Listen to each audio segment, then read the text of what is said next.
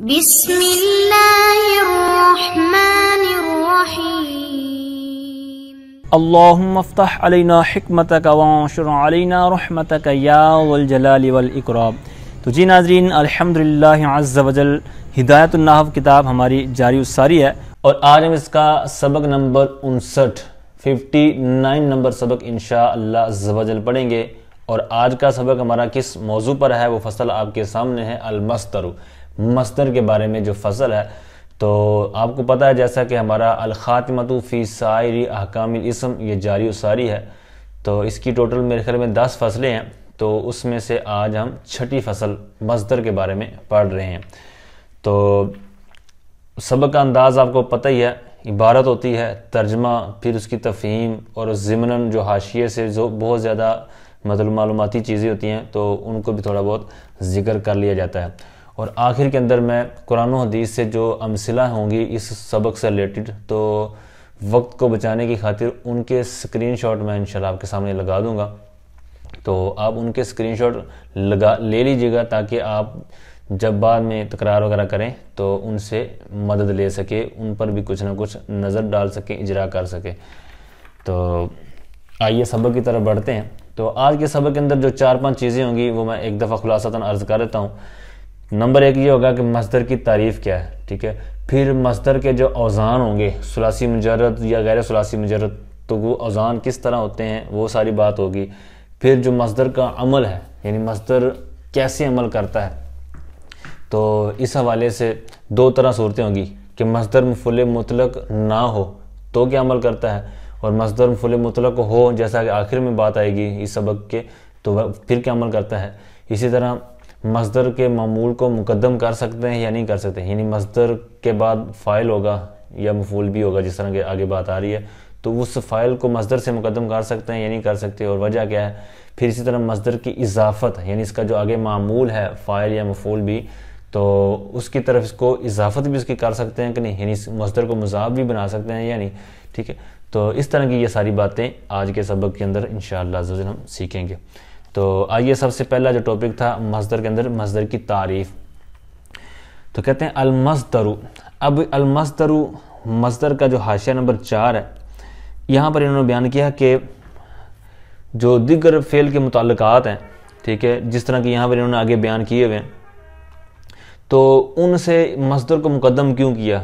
تو انہوں نے اب یہاں پر بھی آپ نے جو صرف کی کتاب ہے، مراح الارواح ہوگی، یا اس سے اور طرح کی دیگر کتب بھی ہوتی ہیں، لیکن اب تو ان کے اندر اگر آپ نے کچھ نہ کچھ پڑھا ہے تو آپ کو پتہ ہوگا یہ جو اختلاف ہے فعل اور مصدر کے حوالے سے۔ تو جو صاحب کتاب ہیں، صاحب ہدایت النحو، تو انہوں نے بصریین جو ہیں، بصری، ان کا مذہب جو اختیار کیا ہے مصدر کے حوالے سے، تو اس لیے یہاں پر کہتے ہیں کہ یہ اصل ہے، ٹھیک ہے۔ تو اصل ہونے کی وجہ سے اس کو مقدم کیا ہے، یعنی مصدر کی بات پہلے آ رہی ہے، اور اس میں فاعل کی اگلی فصل کے اندر آئے گا، اسی طرح اگلے اس سے آگے جو ہے وہ اس میں مفعول وغیرہ۔ تو اب اس کو مقدم کرنے کی وجہ یہی ہے کہ یہ اشتقاق کے اندر اصل ہے۔ اچھا، جو اسماء متصلہ ہیں، یعنی فعل کے ساتھ جو متصل اسماء، ان کو یہ 8 قسمیں بیان کی ہیں، یعنی مصدر، اسم فاعل، اسم مفعول، صفت مشبہ، اسم تفضیل، زمان، مکان، آلہ، ٹھیک ہے۔ اب یہ متصل کس طرح ہوتے ہیں، اس لیے کہتے ہیں کہ لا تنفک عن معنی الفعل، کہ یہ جو اسماء ہوتے ہیں یہ فعل کے معنی سے جدا نہیں ہوتے، ان کے اندر معنی پایا جاتا ہے۔ جس طرح مصدر ہے تو یہ فعل کا اسم ہے، اسی طرح اسم فاعل وہ ہوتا ہے کہ جس کے ساتھ فعل قائم ہو، اسم مفعول جس پر فعل واقع ہو، ٹھیک ہے۔ اسی طرح دیگر جو 7-8 گنوائے ہیں، تو سب کے اندر یہ معنی اٹیچ ہوتا ہے، معنی ان کے اندر پایا جاتا ہے، ان سے معنی جدا نہیں ہوتا، ٹھیک ہے۔ تو اس لیے یہاں پر انہوں نے یہ بیان کر دیا کہ یہ 8 قسمیں ہیں اور ان کا اتصال ہے۔ اچھا جی، آئیے مصدر کی تعریف کی طرف بڑھتے ہیں۔ کہتے ہیں کہ المصدر اسم يدل على الحدث فقط ويشتق منه الافعال كالضرب والنصر مثلا۔ مصدر وہ اسم ہے جو فقط حدث پر دلالت کرے، ويشتق منه الافعال، اور اس سے افعال مشتق ہوں، یعنی اس سے افعال بنائے جاتے ہوں، دیگر جو فعل ہیں وہ اس سے بنے۔ جیسے کہتے ہیں كالضرب والنصر، یعنی مارنا، مدد کرنا، مثال کے طور پر، ٹھیک ہے۔ تو اب اس تعریف کے اندر جو پہلے انہوں نے کہا ہے کہ الحدث فقط، یعنی فقط حدث پر دلالت کرے، یعنی اس کے اندر زمانہ نہ پایا جائے، فاعل کی طرف نسبت نہ پائی جائے، ٹھیک ہے. اور اسی طرح جو حدث ہے تو حدث سے مراد کیا ہے؟ تو ایک معنی کہ یہ ذہن سمپل سا ذہن میں رکھ لیں کہ جو خود بخود خود قائم نہ ہو بلکہ غیر کے ساتھ قائم ہو. اب غیر کے ساتھ قائم ہو اس کا نیچے معنی بیان کرتے ہیں، کہتے ہیں خواہ سے وہ صادر ہو، جیسے ضرب والمشی یعنی مارنا چلنا، تو یہ غیر کے ساتھ کے ساتھ جو قائم ہوتا ہے تو یہ اس سے صادر بھی ہوتا ہے. لیکن یا پھر دوسری صورت ہوتی ہے کہ غیر کے ساتھ قائم تو ہے لیکن اس سے صادر نہیں ہوتا، جیسے کسی بندے کا لمبا ہونا، مطلب چھوٹے قد کا ہونا، اسی طرح موت کا واقع ہو جانا. تو یہ ساری چیزیں خواہ اس سے صادر ہو یا نہ ہو لیکن تعلق ہوتا ہے اس کے غیر کے ساتھ قائم ہوتا ہے، ٹھیک ہے. اب یہ تو تھا الحدث فقط، یعنی مصدر وہ اسم ہے جو فقط حدث پر دلالت کرے.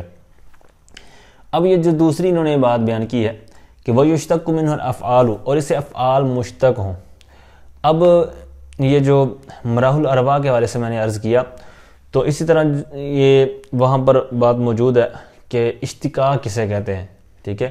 تو یہ بھی صرف کے اندر آپ نے وہاں پر پڑھا ہوگا، اگر وہ کتاب آپ نے پڑھی ہے. تو نہ پڑھی ہو تو آپ ضرور اس کتاب کو حاصل کریں. میرے خیال میں ابھی نصاب بھی چینج ہوا ہے تو ہو سکتا ہے اس سے یہ آپ کو نہ ملے، لیکن پھر بھی یہ کتاب بہت زبردست ہے. تو یوں سمجھیں یہ صرف کا انسائکلوپیڈیا، بہت زبردست اس کے اندر جو حکمتیں بیان کی گئی ہیں. یعنی صرف جو ہم پڑھتے ہیں تو ہر چیز کی جناب جو حکمت ہے، علت ہے، اس طرح وہ وجہ بنانے کی، ٹھیک ہے. تو یہاں پر بھی اشتقاق کی جو بات ہے تو وہاں پر اس کی بھی ڈیٹیل مل جائے گی کہ اشتقاق کی تعریف کیا ہے. تو ایک سمپل سی تعریف میں آپ کے سامنے رکھتا ہوں کہ ایک لفظ کو دوسرے لفظ سے بنانے اور ان دونوں کے درمیان لفظ اور معنی میں مناسبت ہونے کو اشتقاق کہتے ہیں. پھر اس کی وہاں پر 3 قسمیں بھی ہیں، اشتقاق صغیر، کبیر اور اکبر. تو یہاں پر جو ہم مراد لے رہے ہیں کہ وَيُشْتَقُّ مِنْهُ الْأَفْعَالُ، کہ اس سے افعال مشتق ہوں، تو یہاں پر اشتقاق صغیر مراد ہے. پھر بھی اس کی ڈیٹیل آپ ضرور وہاں پر پڑھیے گا. میں عرض کر رہا تھا اس کتاب کو ضرور حاصل کریں. اگر ہارڈ کاپی میں لے سکتے ہیں تو ٹھیک ہے، ورنہ جو اس کو جو ڈاؤن لوڈ کر لیں PDF، ٹھیک ہے، سافٹ کاپی. تو مکتبۃ دینہ کی جو کتاب ہے یہ دعوت اسلامی کی ویب سائٹ سے بھی آپ مل سکتی ہے، آپ اس کو سرچ کریں تو بہت زبردست ہے. اگر عربی پڑھنے میں آپ کو دشواری ہے تو آپ اردو کا اس کا ترجمہ بھی مل جاتا ہے، ترجمے بھی آپ کو مل جائیں گے. تو بہت زبردست، اس کو معلومات کے لیے ضرور پڑھیے گا. اچھا جی، اب اشتقاق کی میں نے تعریف آپ کو عرض کر دی.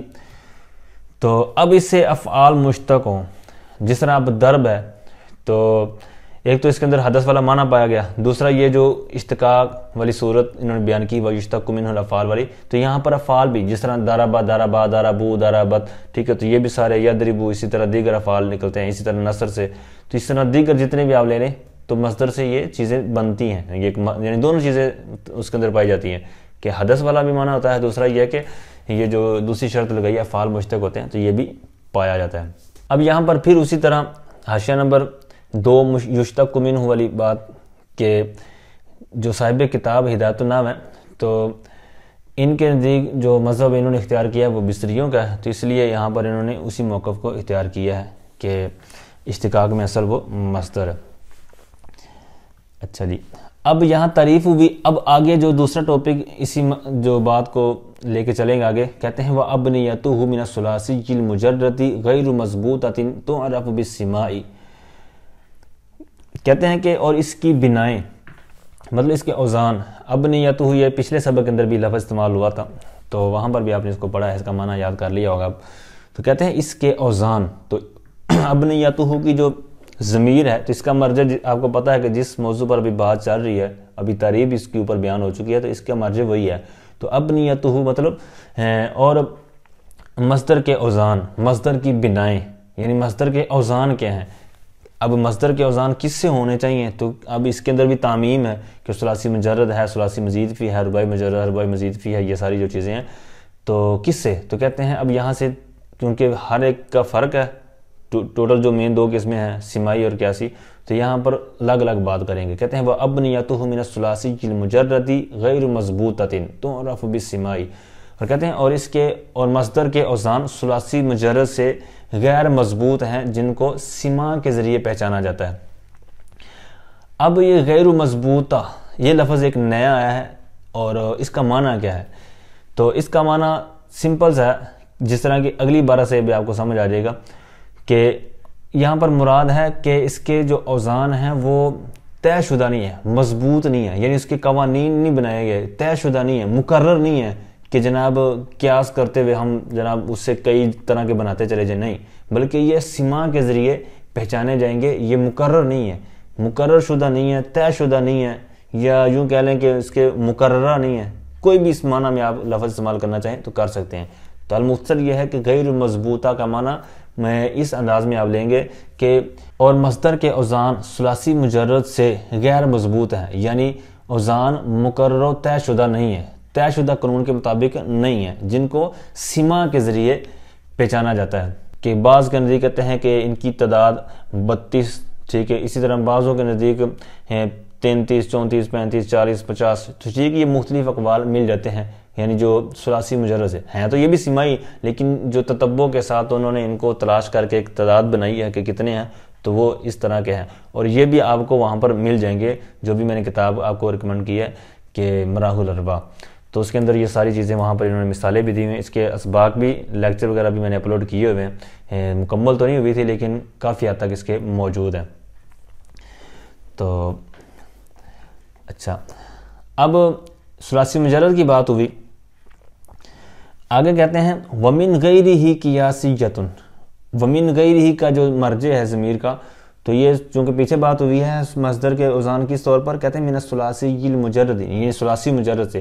اب من غیرہ مطلب یہ ہوگا کہ اس کے علاوہ، تو اب ثلاثی مجرد کے علاوہ ثلاثی مزید فی بھی ہے، رباعی مجرد، رباعی مزید فی، تو یہ ساری جو آگے چیزیں رہتی ہیں جو، تو ان سب سے مصدر کس انداز میں آگے کہتے ہیں وَمِن غَيْرِهِ قِيَاسِيَّةٌ، اور ان کے علاوہ قیاسی ہیں، یعنی ان کے جو اوزان ہیں، یہ جو مصدر کے اوزان من غیرہ یعنی غیر ثلاثی مجرد سے، تو وہ قیاسی ہیں.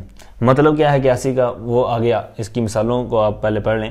جیسے کہتے ہیں کل افعالی والانفعالی والاستفعالی والفعللتی والتفاعلی مثلا. تو جیسے کہتے ہیں افعال، تو اب جس کی ماضی افعالا کے وزن پر ہوگی تو اس کی جو مصدر ہوگا اس کا افعال کے وزن پر ہوگا، اور انفعال کا مصدر کس کا بنے گا، جس کی ماضی انفعالا کے وزن پر ہوگی. ٹھیک ہے، انفعالا، انفاترا، انکاشفا، ٹھیک ہے، جتنے بھی آپ اس کے لے کے چلیں، اور جس کی استفعالا کے وزن پر ہوگی استنصرا، ٹھیک ہے، اسی طرح استکبرا، تو اس کی استفعال کے وزن پر جو اس کا مصدر ہوگا قیاسی طور پر، یہ قیاسی طور پر انہوں نے اوزان مقرر کر دیے ہیں کہ اس طرح ماضی ہوگی تو اس کا اس طرح مصدر ہوگا، اور جس کا فعللا ہوگا تو اس کا جس ماضی ہوگی تو اس کا الفعللا تو مصدر ہوگا، اور تفعللا تو اس کی التفعللو. اچھا جی، اب یہ تو دو چار انہوں نے مثالیں بیان کی. اس کے علاوہ جتنے بھی جو ابواب ہیں تو ان کی آپ اسی طرح قیاس کر سکتے ہیں، ماضی کو دیکھتے ہوئے اس کا مصدر سیٹ کر لیں. اب یہاں پر آگے ایک بہت زبردست چیز شروع کرنے لگے ہیں، وہ ہے مصدر کا عمل. مصدر کا عمل کیا ہے؟ تو کہتے ہیں کہ فَالْمَصْدَرُ إِن لَمْ يَكُنْ مَفْعُولًا مُطْلَقًا يَعْمَلُ عَمَلَ فِعْلِهِ. کہتے ہیں سو مصدر اگر مفعول مطلق نہ ہو، مصدر مفعول مطلق نہ ہو تو کہتے ہیں یعمل عمل فعلہ، تو وہ اپنے فعل کا عمل کرتا ہے، یعنی مصدر اپنے فعل کا سا عمل کرتا ہے، یعنی جس طرح فعل عمل کرتا ہے تو اسی طرح یہ مصدر عمل کرے گا. یعنی اگر جس طرح فعل معروف ہے تو پھر اس کے اندر بھی دو صورتیں ہیں کہ فعل لازم ہے یا فعل متعدی ہے. فعل لازم ہے تو آپ کو پتہ ہے کہ اس کا مفعول بھی نہیں ہوتا، تو فعل لازم اپنے فاعل کو رفع، ٹھیک ہے، اور متعدی ہے تو وہ مفعول بھی کو بھی نصب دیتا ہے. ٹھیک ہے، تو یہ ہے فعل کی صورت. تو اب مصدر بھی اسی طرح جس طرح فعل عمل کرتا ہے، جو بھی میں نے ڈیٹیل عرض کی، اسی طرح مصدر بھی عمل وہ کرے گا فعل کی طرح. تو مطلب کیا ہوگا، وہ آگے بات آ رہی ہے، آنی سے خود ہی وہ وضاحت کریں، آنی یعنی میری مراد. اب یہاں پر آگے پڑھنے سے پہلے حاشیہ نمبر فعلی کا جو 5 ہے، یہاں پر انہوں نے ایک بات بیان کی ہے. کہتے ہیں برابر ہے کہ وہ مصدر ماضی کے معنی میں ہو یا حال کے معنی میں یا استقبال کے معنی میں. ٹھیک ہے، اسی طرح انہوں نے اس کی مثال بھی بیان کی ہوئی ہے. اب آنی سے اس کی آگے خود ہی وضاحت کرتے ہیں کہ مفعول مطلق مصدر نہ ہو تو اپنے فعل کا عمل کیسے کرتا ہے. آنی یعنی میری مراد، یعنی صاحب کتاب اس بات کی تفصیل کرنے کے لیے آگے کہہ رہے ہیں کہ میری مراد، یعنی ابھی جو میں نے بات یہ لکھی ہے پیچھے علم یکن مفعولا مطلقا والی، تو میری اس سے مراد کیا ہے؟ کہتے ہیں آنی میری مراد یرفع الفاعل ان کان لازما، وہ مصدر فاعل کو رفع دے گا ان کانا لازمن، اگر وہ مصدر کانا کا جو اسم ہوگا ضمیر وہ مصدر کی طرف راجع ہوگی، تو ان کانا لازمن اگر وہ مصدر لازم ہو، ٹھیک ہے. جیسے مثال دیتے ہیں، کہتے ہیں اعجبنی قیام زیدن. اب اس کو قیام زیدن بھی پڑھ سکتے ہیں، اس کی کیا لاجک ہے وہ آگے اس کا پورا ایک اصول بیان کریں گے. اعجبنی قیام زیدن، اعجبنی اس کا ترجمہ استعمال کر لیں، اعجبنی مجھے تعجب میں ڈالا قیام زیدن یا قیام زیدن زید کے کھڑے ہونے نے. اچھا اب یہاں پر جو سمجھنے کی بات ہے وہ ہے کہ انہوں نے کہا تھا کہ مفعول مطلق نہ ہو، جو مصدر ہے وہ مفعول مطلق نہ ہو. اب مفعول مطلق کیا ہوتا ہے؟ اگر اس کی تعریف آپ کو آتی ہے تو زبردست، اگر نہیں آتی تو پھر آپ اس کو ضرور سبق کے بعد دہرائیے گا، ٹھیک ہے. اچھا اگر اب یہاں پر مفعول مطلق نہیں مان رہا، ٹھیک ہے، تو اب چونکہ اس کے اوپر اس کی مفعول مطلق کی تعریف بھی صادق نہیں، اگرچہ مصدر پایا جا رہا ہے لیکن اس کی تعریف صادق نہیں آ رہی مفعول مطلق کی. تو اب یہی انہوں نے کہا تھا کہ اگر مفعول مطلق نہ ہو، یعنی وہ مصدر مفعول مطلق نہ ہو، یہاں پر مفعول مطلق نہیں ہے، تو پھر کیا کرے گا؟ وہ اپنے فعل کا عمل کرے گا. تو فعل کا عمل کیا کرے گا وہ میں نے پہلے بھی عرض کر دیا ہے، اب یہاں پر ہم نے دیکھنا ہے. تو انہوں نے کیا وضاحت کی؟ کہتے ہیں میری مراد یہ ہے کہ فاعل کو رفع دے گا اگر وہ لازم کا مصدر ہو. اب قیام یہ لازم کا مصدر ہے، ٹھیک ہے، تو لہٰذا یہاں پر انہوں نے فاعل کو رفع دے دیا مصدر نے. تو آگے زیدن فاعل جو مرفوع ہے مصدر کا فاعل ہونے کی وجہ سے ہے، اور اس نے عمل کیا ہے قیام نے. اچھا یہاں پر ضمناً میں یہ بھی عرض کرتا چلا جاؤں کہ لازم اور متعدی، اب یہ کیسے اس کی پہچان ہوتی ہے، تو اس کے لیے ایک میرا لیکچر موجود ہے، پلے لسٹ کے اندر جائیں چینل کے اوپر تو وہاں پر آپ کو مل جائے گا. یہ فعل لازم اور متعدی کے 4 طریقے وہاں پر بیان کیے گئے. اچھا جی، تو اب یہ لازم والی صورت تھی تو فاعل کو رفع دے دیا، اور اگر متعدی والی صورت ہو تو آپ کو پتہ ہے کہ متعدی والی صورت میں فعل فاعل کے ساتھ بات پوری نہیں ہوتی بلکہ مفعول بھی کی بھی ضرورت ہوتی ہے. تو کہتے ہیں وَيَنْصِبُ مَفْعُولًا أَيْضًا إِنْ كَانَ مُتَعَدِّيًا، اور وہ مصدر مفعول کو بھی نصب دیتا ہے اگر وہ مصدر متعدی ہو. جیسے مثال دیتے ہیں، کہتے ہیں اعجبنی ضرب زید عمرا. اب یہاں پر ضرب مصدر آپ کو پتہ ہے کہ متعدی کا مصدر ہے، لہٰذا یہ اس کا ایک فاعل بھی ہوگا اور ایک مفعول بھی ہوگا. جیسے ضرب زید، اب زید یہ اس کا فاعل ہے مصدر کا، اور عمرا اس کا مفعول بھی ہے، ٹھیک ہے. اب یہ ترتیب الٹ بھی کر سکتے ہیں آپ، مطلب مفعول کو مقدم بھی کر سکتے ہیں، زید کو مؤخر بھی کر سکتے ہیں، جس طرح کہ آپ نے دیگر اس کے احکامات پڑھے ہوئے ہیں. تو یہاں پر ضرب عمرا زید بھی پڑھ سکتے ہیں، ٹھیک ہے، لیکن پھر وہ اسی طرح ہوگا کہ مقدم والی صورت کے اندر. اچھا جی، اب یہاں پر آگے ایک اصول بیان کرنے، یہاں تک امید کرتا ہوں آپ کو سمجھ آ گئی ہوگی کہ جو انہوں نے پہلی بات کی کہ مصدر مفعول مطلق نہ ہو تو وہ اپنے فعل کا سا عمل کرتا ہے. پھر فعل کے اندر آپ کو پتہ ہے کہ فعل معروف، تو فعل معروف کے اندر پھر جناب لازم متعدی والی صورتیں آ جاتی ہیں، ٹھیک ہے. یہاں پر اسی طرح مصدر کے طور پر انہوں نے دونوں کو بیان بھی کر دیا، مثالیں بھی دے دی، وضاحت بھی کر دی. اب آگے ایک اور اصول کی طرف بڑھ رہے ہیں، کہتے ہیں ولا يجوز تقدیم معمول المصدر علیہ فلا یقال اعجبنی زید ضرب عمرا ولا عمرا ضرب زید. 2 مثالیں دی ہیں، کہتے ہیں اور مصدر کے معمول کو مصدر پر مقدم کرنا جائز نہیں ہے. دوبارہ سماعت کریں، ولا يجوز اور جائز نہیں ہے تقدیم مقدم کرنا معمول المصدری، تقدیم معمول المصدری، مصدر کے معمول کو مقدم کرنا جائز نہیں ہے علیہ مصدر پر، یعنی مصدر پر اس کے معمول کو مقدم کرنا جائز نہیں ہے. تو اب اوپر والی جو بھی مثالیں ہم نے پڑھی ہیں تو اس کے اندر قیام زید، تو قیام مصدر ہے تو یہ جس پر عمل کر رہا ہے تو وہ اس کا کیا ہو جائے گا؟ معمول. گویا کہ قیام عامل اور جس پر عمل کیا یعنی اس کو اپنا اس نے فاعل بنا لیا تو یہ وہ ہو گیا معمول. اسی طرح اگلی مثال کے اندر زید معمول فاعل کے طور پر اور عمرا یہ مفعول کے طور پر، اور عامل کیا ہے؟ ضرب. اچھا اب یہ مثالیں سمجھنے کے بعد اس اصول کو دوبارہ پڑھیں کہ مصدر کے معمول کو مصدر پر مقدم کرنا جائز نہیں ہے، ٹھیک ہے. جیسے اعجبنی زید ضرب عمرا، اب یہاں پر زید فاعل تھا ضرب کا تو اس کو ضرب سے پہلے لے آئیں تو یہ جائز نہیں ہے. اگلی مثال کے اندر مفعول کو مقدم کریں گے، جیسے کہتے ہیں نہ یہ کہہ سکتے ہیں کہ اعجبنی عمرا ضرب زید، ٹھیک ہے. یہاں پر عبارت انہوں نے اس کے اوپر عطف کرنے کی وجہ سے حذف کی ہے، اعجبنی وہاں نہیں لکھا ہوا، ٹھیک ہے. تو یہ بھی نہیں کہہ سکتے اعجبنی امرن دربن زیدن. ٹھیک ہے, یہاں پر درب کے جو مفعول بھی ہے امرن اس کو مقدم انہوں نے کیا ہوا, تو یہ بھی جائز نہیں ہے. اچھا, اب سمپل مسئلہ اور اس کی مثالیں تو انہوں نے یہاں پر متن کے اندر ذکر کر دی. اب اس کی وجہ کیا ہے, لاجک کیا ہے, تو اس کی ریزن انہوں نے نیچے بیان کی ہے کہ یہاں پر کس وجہ سے اس کو یہ جائز نہیں ہے. تو کہتے ہیں اس لیے کہ جو مصدر ہے یہ ضعیف عامل ہے. ٹھیک ہے, اب ضعیف کیوں ہے, کہتے ہیں اس لیے کہ فعل کے ساتھ اس کی لفظاً اور معناً مشابہت میں کمی ہے.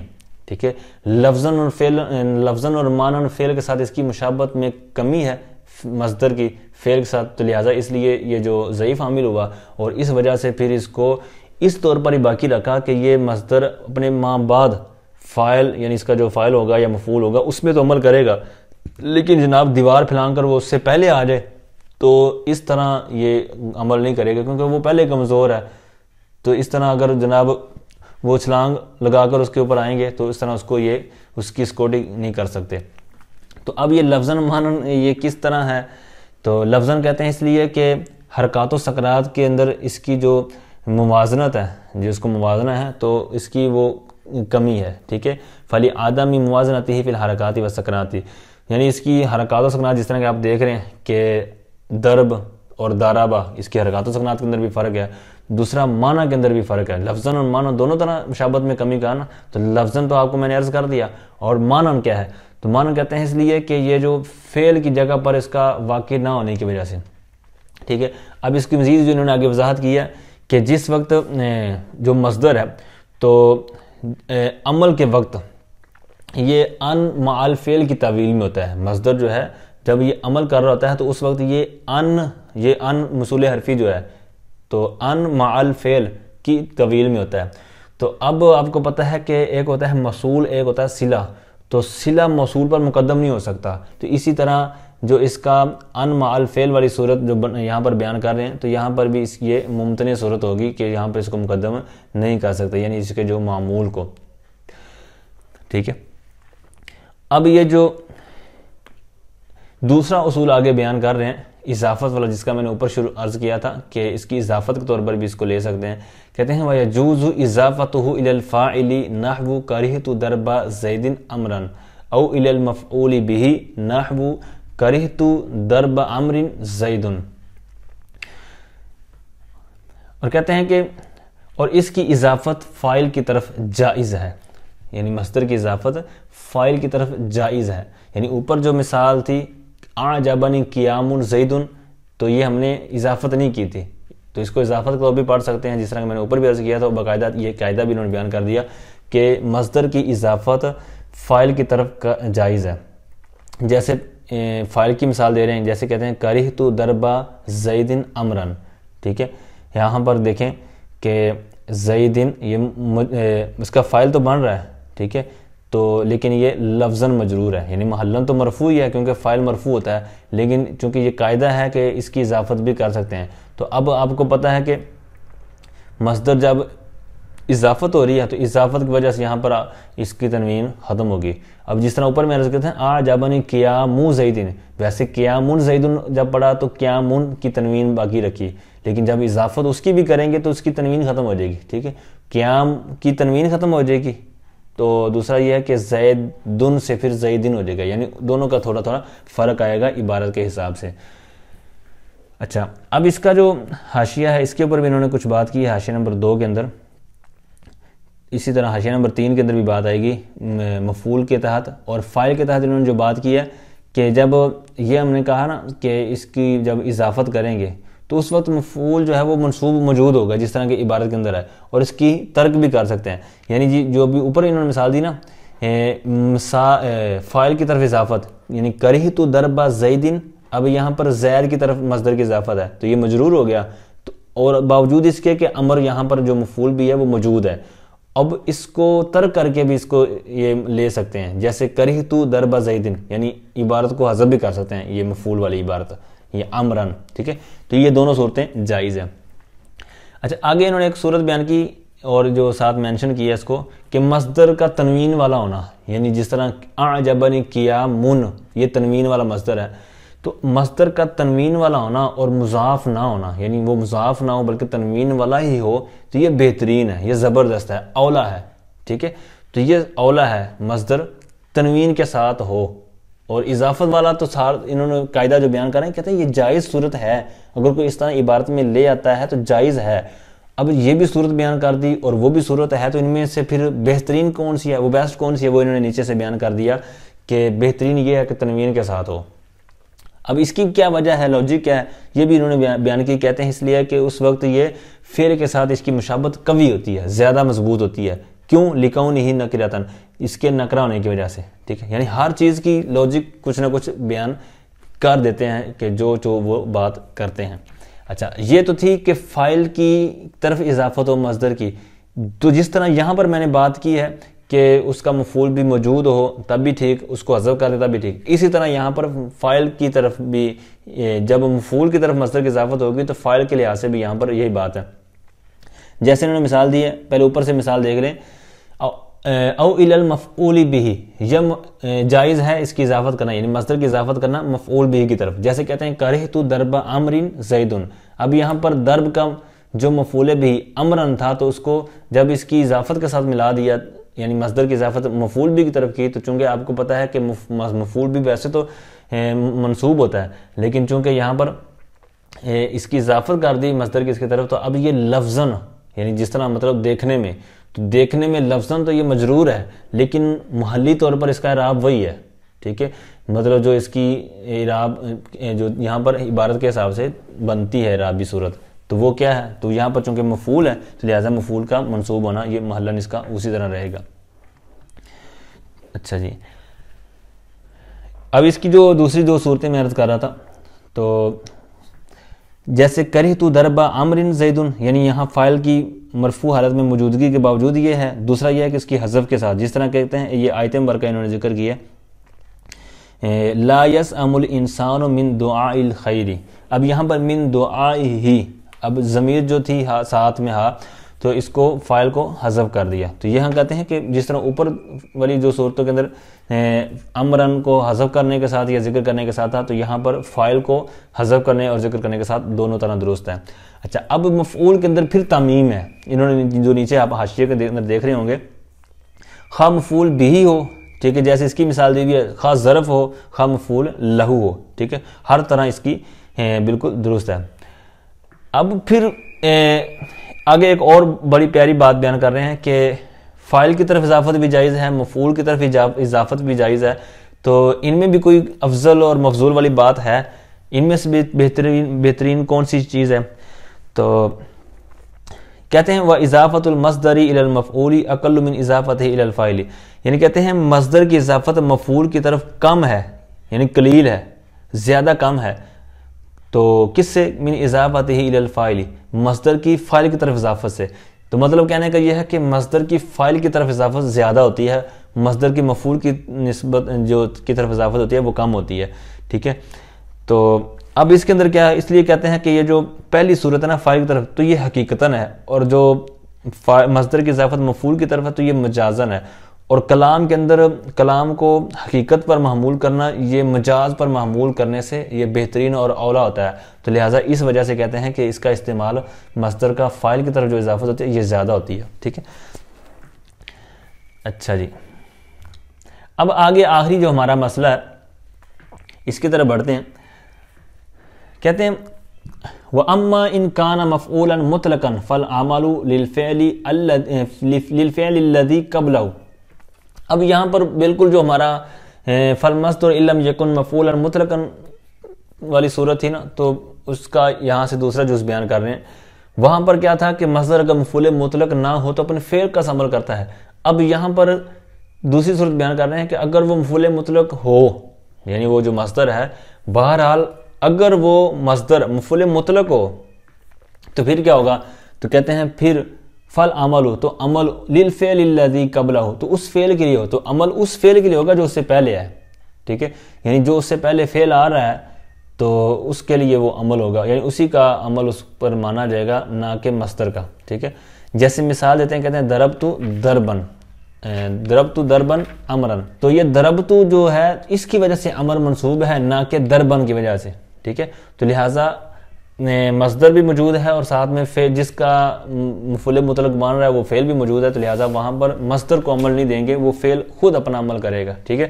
کیونکہ ایک جگہ پر اس کی وجہ کیا ہے وہ بھی انہوں نے نیچے بیان کی ہے، کہتے ہیں اس لیے کہ لأن المعمول لا يتعلق بالعامل الضعیف مع وجدان العامل القوی، کہتے ہیں اس لیے کہ جو ایک جگہ پر عامل قوی بھی موجود ہے اسی عبارت کے اندر اور وہاں پر کمزور عامل بھی موجود ہے، تو لہٰذا جب دو چیزیں موجود ہیں تو لہٰذا جو قوی ہوگا وہ خود ہی سنبھال لے گا، ٹھیک ہے. کمزور کو زحمت نہیں کرنی پڑے گی اور نہ اس کو ٹینشن لینی پڑے گی، وہ خاموشی سے بس وہاں پر نظارے کرے، لیکن عمل کیا کرے گا؟ عمل وہی کرے گا جو قوی ہے، طاقتور پہلوان، وہ عمل کرے گا. تو اس صورت میں مفعول مطلق والی صورت میں وہ فعل جو ہوگا وہ خود ہی سنبھال لے گا، مصدر کو تکلیف کرنے کی حاجت نہیں ہے، ٹھیک ہے. تو یہ وجہ ہے کہ یہاں پر اس صورت میں کہ مفعول مطلق والی صورت میں عمل کس کے لیے ہوگا؟ للفعل الذی قبلہ، اس فعل کے لیے جو اس سے پہلے ہے، جس کی مثال انہوں نے آپ دکھا دی.